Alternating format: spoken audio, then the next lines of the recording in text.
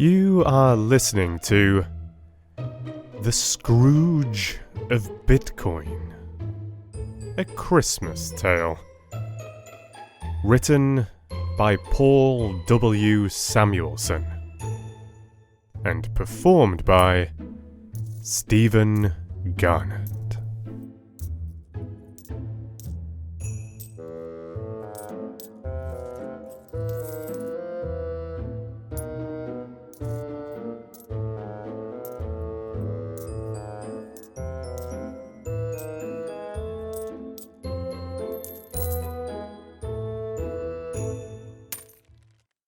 Mamie Simon hated Bitcoin. There was no doubt about it. Day after day, the rich and wicked old woman sat on a large throne at the top of her Gotham City tower, surrounded by her precious gold sacks and dozens of money-grubbing minions huddled at her feet.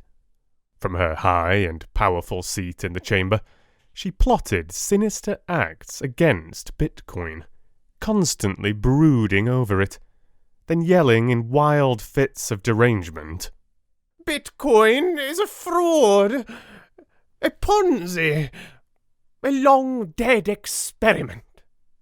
Indeed, Bitcoin presented a most troubling problem for her and her large investment bank. She was often seen wringing her thin, bony hands in anguish because of the digital currency. Its design and popularity threatened her elitist power and old money ways, as it promised great hope to the world for freedom and prosperity. "Minions!" Mamie Simon declared early on the day before Christmas, the very moment our story begins. From the great height of her throne, an elaborate red-cushioned chair trimmed in gold and rubies, she looked down at the dour underlings as they frantically jockeyed to be near her. "Minions, rub my dry, cracked feet, then go make me more money," she demanded. "I must find a way to destroy Bitcoin." She laughed in a graceless, grating cackle. As she did, her rotted teeth showed brown and yellow. Her creased and painted face was equally grotesque, sallow and deathly, and her two icy blue eyes, deep in their sockets, glared coldly at everything she looked upon.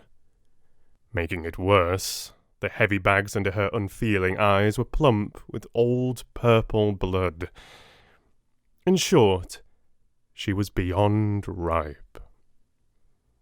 The only redeeming features in her appearance, if they could be called such at all, were the colourful flowing gown she wore and the green feather boa draped around her tall, withered neck, all of it beneath a stylish and gleaming silver hairdo. As she now lounged back on her throne, occasionally spraying expensive perfume into the air over her narrow shoulders, and drinking from an ornate goblet at her side as the minions did their work, Mamie Simon stroked the thin skin of her chin in deep thought, and gazed slowly around the dim circular room.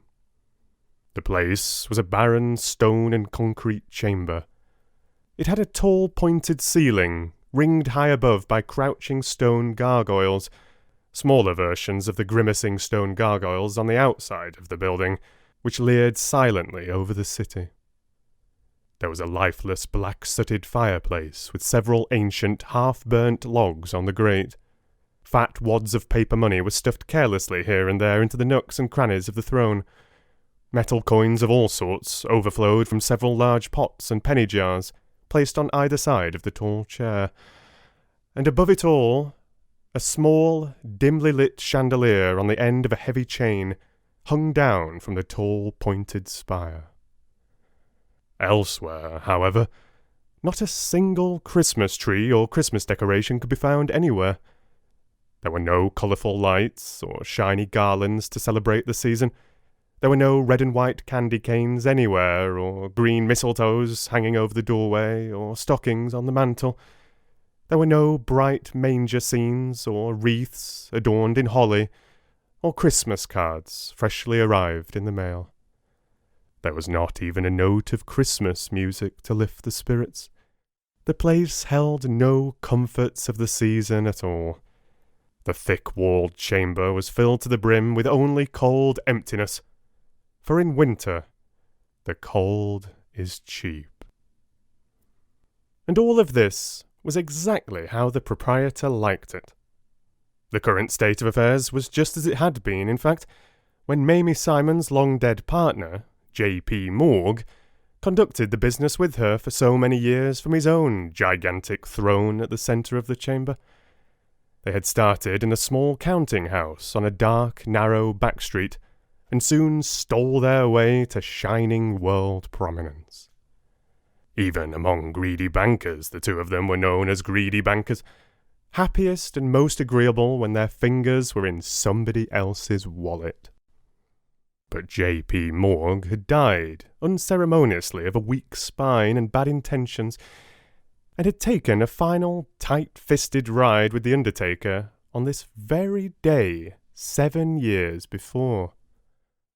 So, the banking firm, known as Simon and Morg Limited, the rusted name still displayed on the outside of the imposing tower for all of the city to see, the whole ominous structure, silhouetted against the sky like a sword against God, became hers and hers alone. Not for a single moment did Mamie Simon miss her old, overfed business partner and his dramatic Baleine moustache, and she answered to the business in her own way. The chamber at the top of the tower had only one small window. Like every day, crouched at a little table next to the window in a tiny square of morning sunlight, sat Mamie Simon's chief clerk and best employee. Even though he had been a faithful servant to her for many years, her eyes set upon the innocent man and glowered at him fiercely. "Bob Cratchit!" she screeched at the bent figure. "Come here and massage my jowls. Then recite to me how much fiat I hold in my coffers." Bob Cratchit, wearing a threadbare coat, ragged old sweater and fingerless gloves, in the chamber's dank air, sat hunched over a pile of ledger books, in which he worked his fingers raw, adding and subtracting rows and columns of bankers' numbers. The scroungy-looking man, upon his arrival at work that day, had said, "Good morning," to his boss, as he lightly passed by her. He had been in quite high spirits, as it was, and he did not feel a need to creep into work submissively, as was so often the case. But these were her very first words to him. Hearing the unpleasant words in their unpleasant tone, he slowly raised his head to her, brushing aside his neglected, overgrown hair which fell over his eyes and covered his long sideburns. He was suddenly no longer in quite so lofty a mood. Only a moment earlier, he had joyfully and longingly looked out the window where the bright, snow-covered streets far below bustled with Christmas shoppers among the neon skyscrapers, and merrymakers in the festooned bars and restaurants saying "Happy Yule-tides" to one another over cans of grog.